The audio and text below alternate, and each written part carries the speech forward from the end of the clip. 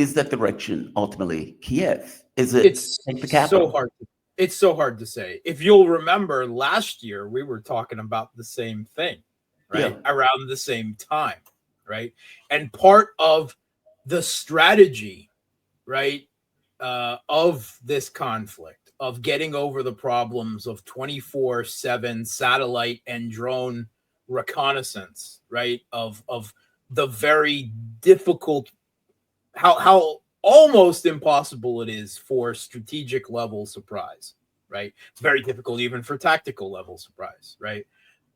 So how do you resolve that, right? You keep your forces fluid, right? You have to rely on the maneuverability of the forces, of the strength of your logistics arm, such that you can move your forces along that contact line and apply them at a last moment, at a place, at a time and opportunity that may arise very quickly. Maybe the Kiev regime shuffles forces from here to there, and that makes their position here weakly. You have to be ready then, like water surging towards that area, to surge forces there. And maybe that's where you're offensive. Maybe you have 5 plans for offensives and you're going to use 2 of them, right? Mhm. The others, will be dictated by the last minute calculations on the battlefield of where things are. And one of those plans may be advancing towards Kiev. Does that mean that they're definitely going to do that? Maybe the Kiev regime then gets freaked out and starts moving what reserves it has to there, and then that looks less attractive, right? And then you go for somewhere else. That's why it is very hard to make predictions, I right? see. About where. To me, right? Go for the head, right? Take the It's capital. where, yeah. Screw these negotiations, right? Settle things, right? That is it may be more difficult than in terms of casualties than a grinding war of attrition, with artillery and drones in the Donbass, right? If you send big armored forces trundling to Kiev and have to keep up those logistics lines and everything, yes, you're going to suffer more casualties. There's no question about that in the short term. But if you take Kiev, there is at least the possibility of forcing a settlement on Russia's terms then, right? I mean, there wouldn't be any possibility of claiming, oh, it's a stalemate, right? I mean, that false narrative would not be sustainable under conditions of Russian troops in Kiev, right? Mhm. That would, right? So that would be what I would do, but I don't have the intelligence, the C4S, ISR, the intimate knowledge that Putin does. We're just armchairing, right? We're armchairing him. So I certainly think it's a possibility. I think, considering Russia is under some pressure by Putin demanding, or by Trump demanding a settlement yesterday, right? I mean, he's trying to puts a degree of time pressure, right? Because Russia would prefer a settlement that at least makes some extent towards normalizing relations, if not with the West as a whole, then at least with the US, even if that window is only a few years while Trump is in power, right? They Mhm. would they would prefer a diplomatic end, whatever that end is, rather than a seething, frozen conflict, right? Like what happened in Syria, right? Because the U.S. and Russia never came to a police settlement over Syria, right? Right. And Russia and Iran came to a kind of frozen conflict agreement, with fingers behind the back with Erdogan. And we saw where that ended. Russia would prefer, right? One of their key demands is not just that Russia has Lugansk and Donetsk and Kherson and Zaporozhye and Crimea, but they recognize under international law that it's ours, right? And Right. that's a huge demand. That's very hard, even for Trump, not caring about Ukraine, to give up, right? That would be read as, that would be the top headline of every paper and TV headline in the U.S. would be Trump surrenders Ukraine to Putin to Soviet Union resurgent. All of this type of nonsense that will be floated out, and so that's why it's so difficult, right? But on the other hand, he doesn't have many options on the table, right? And it's either surrender things diplomatically or surrender them militarily. Again, the only other option is it's Biden's mess. I'm out of here. I tried my best. Right now, I'm going to go back to trying to fuck up the global economy and waging war on Iran or China or whoever else. Right? But this is everywhere now. The Trump administration is every which way they turn. They are confronted with Russia, China, and Iran that are together, right? If he reaches out to the Middle East, he's bumping up against Iran. If he reaches to the other side across Europe, he's bumping into Russia. If he reaches across the Pacific, he's bumping into China, right? These are, once again, three conflicts, right, that could get hot or hotter in the blink of an eye. And everywhere it's Russia and China and Iran standing together. And just last meet, before these Oman negotiations began, Russian and Chinese representatives were meeting with the Iranian government, setting plans, right, for those Oman negotiations. Where they go from there, they are coming to a consensus. And I think probably most of your listeners out there now are aware of this video of Joe Biden, then on the Senate Foreign Relations Committee in the 1990s, laughing and talking about shoving NATO expansion down Russia's throat, right? And then complaining about it and saying, well, we might have to look to China. And Biden was laughing. Ha ha, look to China. We're the only game in town. You go ahead and try that. What are you going to do? Look to Iran next? Ha ha and ha. They did. And they did. And Joe Biden was buried, smashing up against that rock of Russian, Chinese, and Iranian. You don't want to say alliance, that's fine. Partnership, whatever word you want to use to describe it. But Joe Biden smashed up against it. He surged around the Middle East, didn't like what he saw there, tried to avoid it there. However, how much Netanyahu wanted it, he wanted to pivot to China, but he got smashed, thinking he could seize a victory against Russia in Ukraine and then go somewhere else. And he smashed against it. Now Biden is left surging around those three rocks again, right? And every one of them is a bad option, right? The good option would be for the U.S. to concentrate on Trump's own internal political war against the deep state, reform in the United States, finding a useful place for itself in a multipolar world order. But that's impossible. That's impossible for the U.S. It's impossible for Trump, whom has obviously, he has charted a course towards his vision. He has arrived at the conclusion that the pursuit of U.S.-led Western global hegemony and primacy is too expensive for the U.S., right? And we had this statement, right, that was released on the White House website, right, on the official U.S. White House website, but talks about the tariffs by Trump's economic advisor from the Council of Economic Policy Advisors, Steve Mirren. And this piece, he says that part of the rationale for the tariffs war is to pay for what the Trump administration, that's their mentality, they consider global public goods.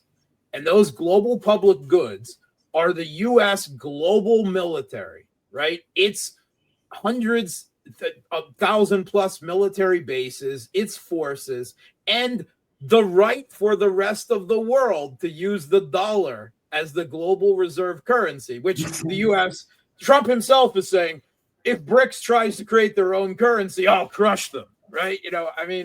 So this is the mafia ticket. And the tariffs, it's not that the Trump administration recognizing that U.S. hegemony is too expensive. They want to have it both ways. They want to pursue a great power imperial strategy, but they're not willing to give up the pursuit of hegemony and primacy in either its military facet or its economic financial facet. And their rationale is that's what the tariffs are for, is to make the rest of the world pay for U.S. global military primacy and to maintain the U.S.'s ability to rack up a $37 trillion national deficit, right, with complete Mark, this is silly. I'm sorry, this is silly. That's where it's on the White House website. That is Trump's own economic advisor explaining the rationale. This is the hubris of the people it's not completely different, of course, from the hubris of the Biden administration. It's just with a different veneer. But it's so incompetent. Like, if you think about it, like, for example, the Republicans are about to pass a massive tax cut on top of all of this. We are paying for the tariffs. So it's not like other countries are paying for it. The American public is paying for it. You're paying for it, not me. Yeah, we're paying for it. Well, right. But we are effectively paying for those tariffs while whatever money that they get are going to give a tax cut to the top 1% on top of that. And to make it even worse, it's even worse than that, because you have companies that are basically folding, closing up here in the U.S. as a result, meaning layoffs. It is most likely going to cause recession, if not stagflation, because now you're going to... Did you hear the CEO of Amazon sounding the alarm?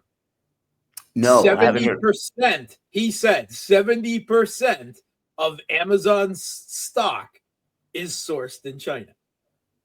Wow. 70%. Right? The biggest distributor in the United States. What do you think? There's an argument to be made that the motivation for these tariffs is to decouple the United States from China. Because when you had the situation of, let's say, for example, I'm trying to give an example. I can't think of an example.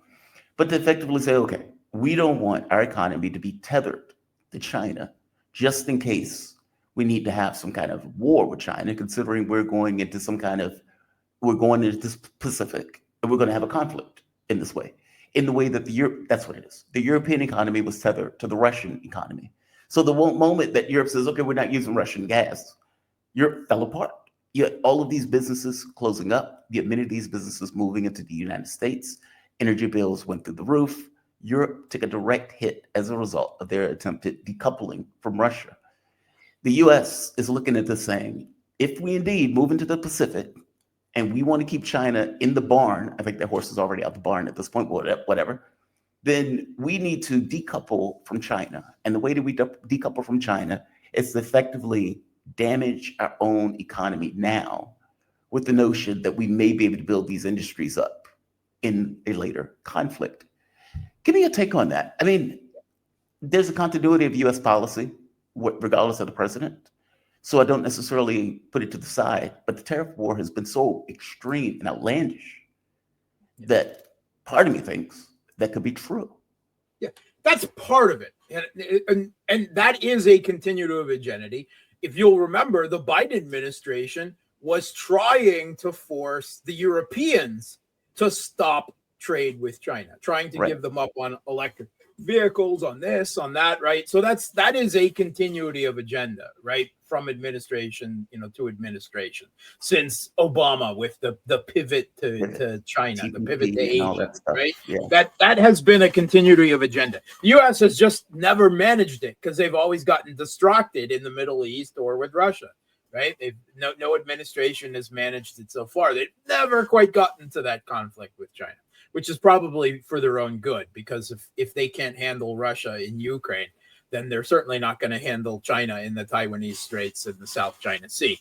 But, regardless, here's the problem. That is part of it, right? But the scattershot and rollbacks that we have seen in this tariff policy, right? So first, tariffs on Canada and Mexico. And, no tariffs on Canada and Mexico. Oh, yes, tariffs on Canada and Mexico. Tariffs for everyone. Tariffs for the whole world. 10% tariffs, 70% tariffs, tariffs for you. Tariffs, China, you get some extra tariffs. Oh, the bond market doesn't like that? Oh, a pause on the tariffs for everyone but China. You're fighting back, more tariffs for you. But quietly, we're going to reduce the tariffs on China regarding cell phones and semiconductor chips, smartphones, and other things because our consumers still want them. This is not a coherent policy. This is, I want tariffs. Give me a policy and make it work. And as it's being rolled out, they're in and out, forward and back, again and again and again. This is not, there is arguments made in support of this by different people. And one of those almost certainly is the process, which is going to be a multi-administration process. As we saw, it began in the Biden era of decoupling economically with China to the largest extent possible. Here's one of the problems with that, though. Politico did an article. It's already about 2 weeks old. Trump's tariffs threaten U.S. weapon production.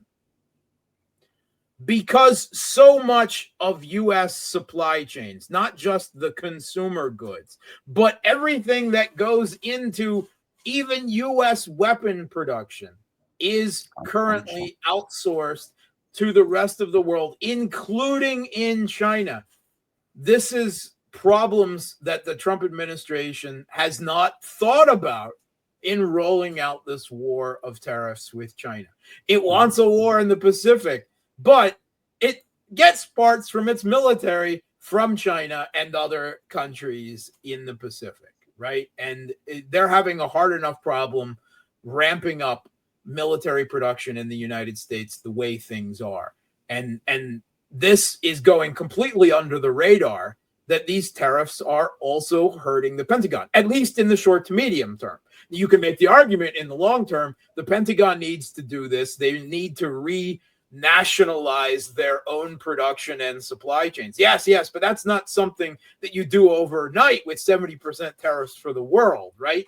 That is something that is done quiet. This is what Russia has done since 2014, right? They prepared quietly for 8 years for the conflict by making sure all of the supply chains for their military industrial complex, that there was the surge capacity there, that they could get all of the chemical precursors for explosives and everything that they needed all the way down the supply chain line of everything that they needed. They planned it out. The Trump administration does not have a plan. They have a vision. Trump's vision, unfortunately, changes every 15 minutes with whoever he was talking to left. Not totally, but to a large degree. There are certain things, right? He loves tariffs, right? We've known that since the 1980s, right? That Trump loves tariffs. He was arguing for it in articles, in editorials back in those days, right?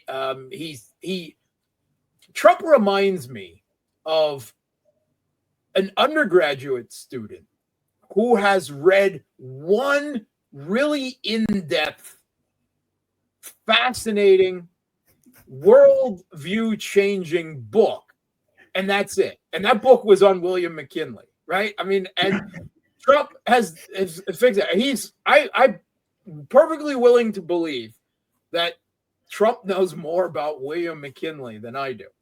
Yeah. But he has fixated on William McKinley as the golden era, as these tariffs, of even the geopolitical strategies that William McKinley pursued as That's what he needs to bring back. That's the president that he wants to be.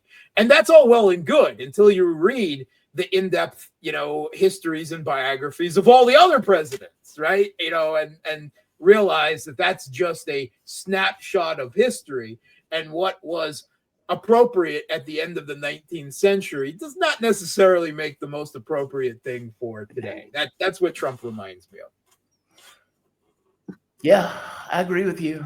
I mean, the tariff thing is,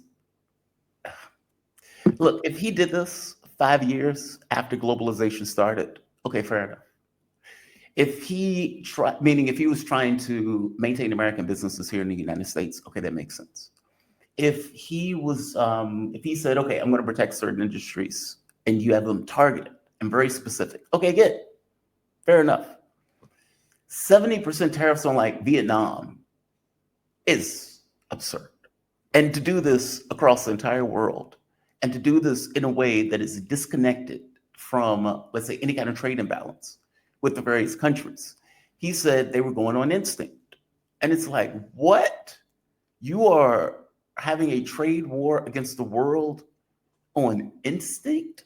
Oh, okay. He didn't really want it. It was just the negotiation tactic. That's the line that they're pulling out I guess it'll satisfy the Trump fanboys, right? Who will reach and grasp at anything to, like a drowning man reaching for a lifesaver to, continue their Trump knows what he's doing. It's Trump's 5D chess, right? That kind of logic. No, it's not. He rolled it out. It wasn't properly thought through, and they panicked when they saw the bond market crash, right? Yeah, and China, of course, they're going to try and spin it as, oh, this is what we were planning all along, right? Well, China told them F off. They weren't negotiating. I